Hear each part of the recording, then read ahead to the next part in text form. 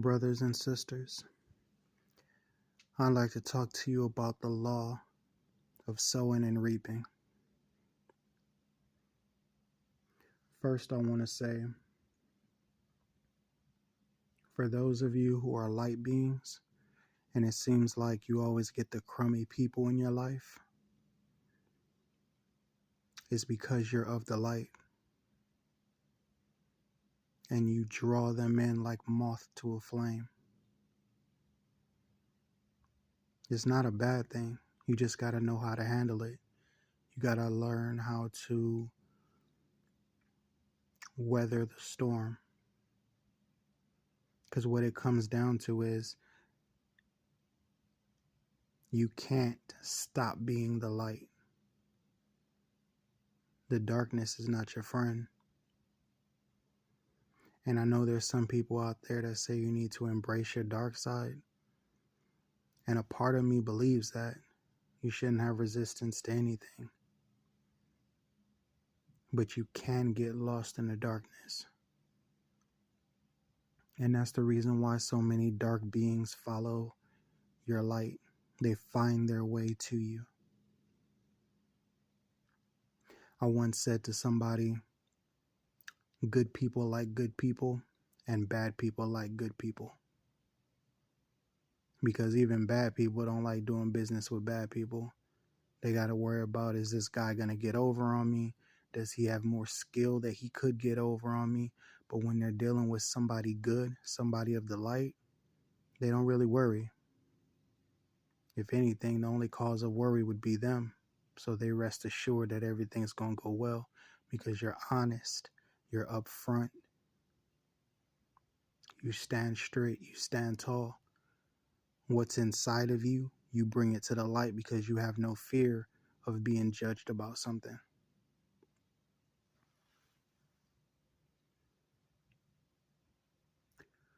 But light beings, what I want to say to you is you need to reap what you've been sowing. Now, there are things in the physical. For example, if you work hard at your job, that's physical. It's stuff that people could see. You know, if you clean stuff, people see clean stuff. But let's say you do nothing. Let's say your goodness is just on the inside of you. You haven't started doing much in the physical world, but you have a good heart. You don't hurt people. You don't hurt yourself. You don't put out pain, put it that way. Well, even you have something to harvest. You have something to reap. What I would recommend for you is whatever goodness that you have inside of you,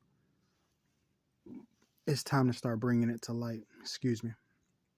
It's time to start bringing it to light. Whether that be writing it down on paper, if you're already doing that, then it's time to start doing what you've written on paper. Break it down into steps. But don't break it down to so many little steps that all you do is keep on writing down the steps that you've written. Don't do that. And if you have been doing that, stop doing that. It's not necessary. Don't walk in fear, because fear don't have anything for you. Walk by faith, not by sight.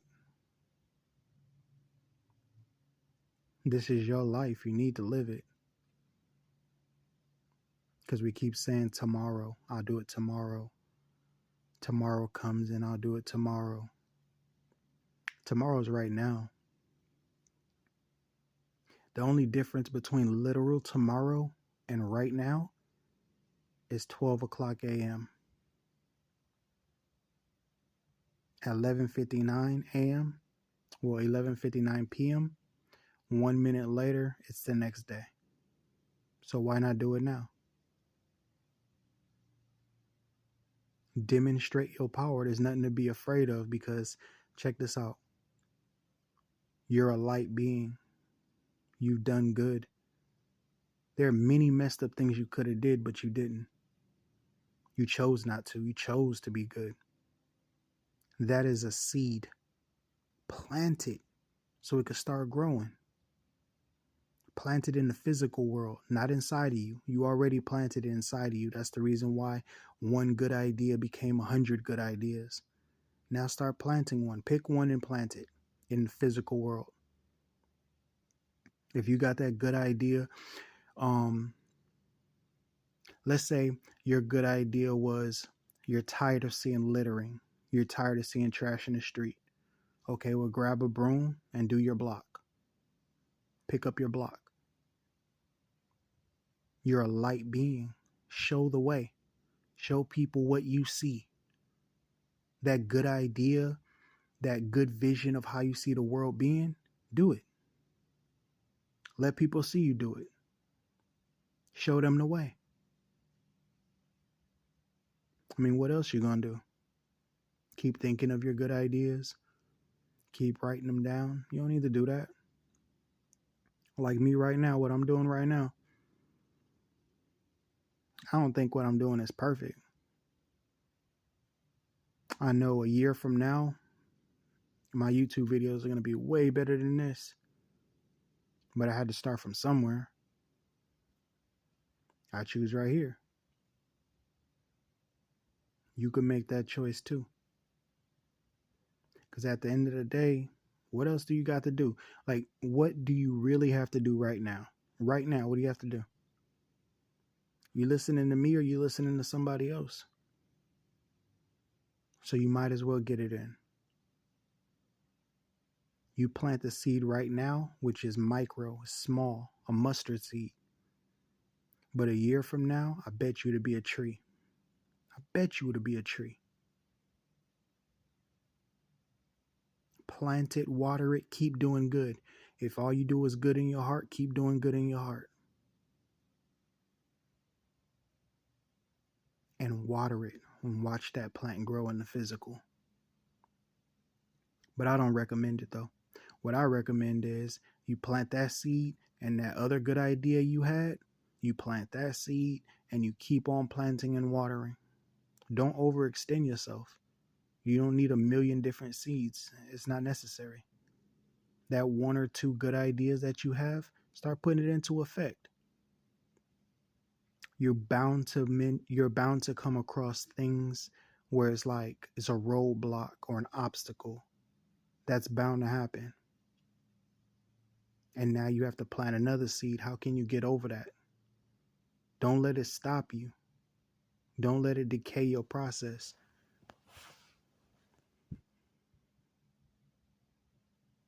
Find a way to take that obstacle down. And understand not everything's going to be for you. Like I had a brilliant idea. And I seen where my service could have been needed. But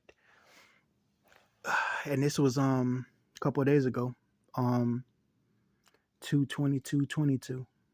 I thought that was a sign. I was like, yo, this is a sign I'm supposed to help with this, because right when Tuesday came, I was just like, Tuesday came and the opportunity showed itself. I'm like, this is meant to be. So I stayed up the whole night writing down my proposal, making sure I had all my ducks in a row, showing the person how I can help them with their situation. And he said, no, we don't need any assistance right now. And I was like, well, I seen your reviews online and everybody's complaining. So this is looking bad on your company, and I have exactly what you need to fix the problem. And he said, no, it's okay. If you have a problem, then you could just post it online. And at first, I took it as personal. I took it like a personal rejection. And as I was coming to terms with this, the Spirit of God brought it to my attention. He wants the negative reviews. I didn't spend too much time on it after that, but if my guess is anything, because they are making repairs, but my guess is he's using and I wouldn't even say guess, because from what I was shown, it's more than a guess.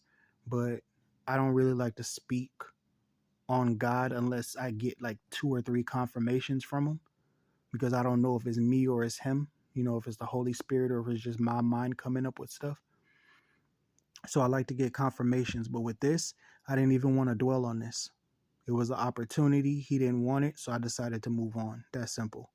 But um from what I see, the only thing that can make sense from what God showed me and from what I see that makes sense is that somebody is, because he's just the manager, but there's a big boss.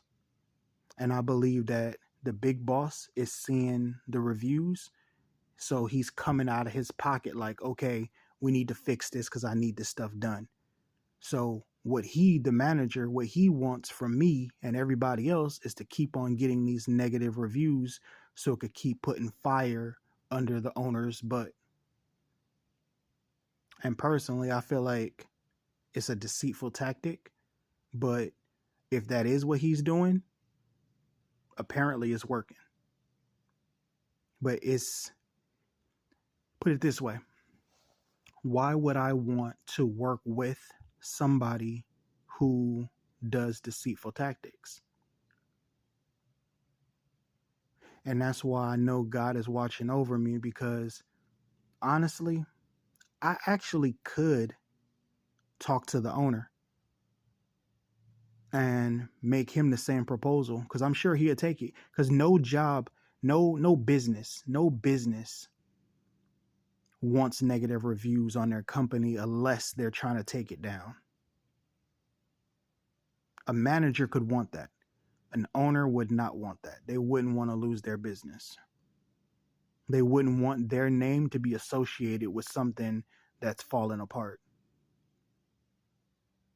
But now if I do that, now I'm going to be basically in bed with the manager, because either the owner's going to make me the manager and get rid of him, or he's going to let me do the job that I actually want to do, which means I'll be working with the manager, somebody who's deceitful. And it's not me. That's not the life I want to build for myself. It's not the vibration that I'm in. So I understand why the answer was no. Because if he would have said, yeah, but he's a deceitful person, now I'll be working with a deceitful person. So you see how God protects you? I prefer to be with like energy. I was just listening to Frankie, one of my other favorite readers, and she was saying, you're going to find your soul tribe. And I see with what I'm doing right now, I see how that can happen. Because I'm talking about the light, I'm talking about the positive things, and I'm going to attract people in my life who feel the same way, who think the same way. And we could have something to talk about. But me and this guy, the manager, we ain't going to have nothing to talk about. There's nothing for me and him to talk about. The most I could do is try to lift him up to my level, and that's not what I'm about right now. What I'm about right now is shedding light to the people who want to receive the light. He doesn't want to receive the light, and I'm not trying to convince him. There's a difference. And I'm going to be the cause of that difference. And that's what I'm saying with you. Whoever you are, there's something that needs to be said, and only you can say it the way that it needs to be said. So say it, do it, be it. The worst thing in the world is somebody on a job who don't want that job. I don't care if it's flipping burgers. The customer's not going to like your burgers, and you don't like being there. So find that thing that you like. Find that thing that you love that lights you up, because whatever that is, if it is flipping burgers, I bet you those going to be some phenomenal burgers. And I'm trying not to be an advocate for eating meat, so that's a bad example. But whatever it is that you want to do, it's in you to do it. If it's in your mind and it's in your heart, that means that's your innards. That's your innards telling you to do it, to act on it. Because you wouldn't desire it unless it was in you to want that, to have that. Like, I don't have any ambitions to go outer space, but there's somebody out there who does. And they'll wake up early in the morning and do whatever they need to do in order to make it to outer space. That's not me. I would dread that because I don't see the end goal in that. It's not a desire. It would be something that I have to do, something that the clock rings and tell me to do. But anyway, peace and light. I hope you got a message from this. Get active. Whatever's in your heart to do, get on it because it's yours. It's already yours. It's yours in heaven, in the spiritual world. So it's going to be yours in the physical world. And that's the same thing with a seed. You plant a seed in the ground, you don't see it, but it's there. And you water it, it grows, and it busts out the ground, and it comes into the light. Now everybody can see what was in your imagination. I love you guys. Get on it, get active, stay peaced up, stay blessed up, and prosperity to you all.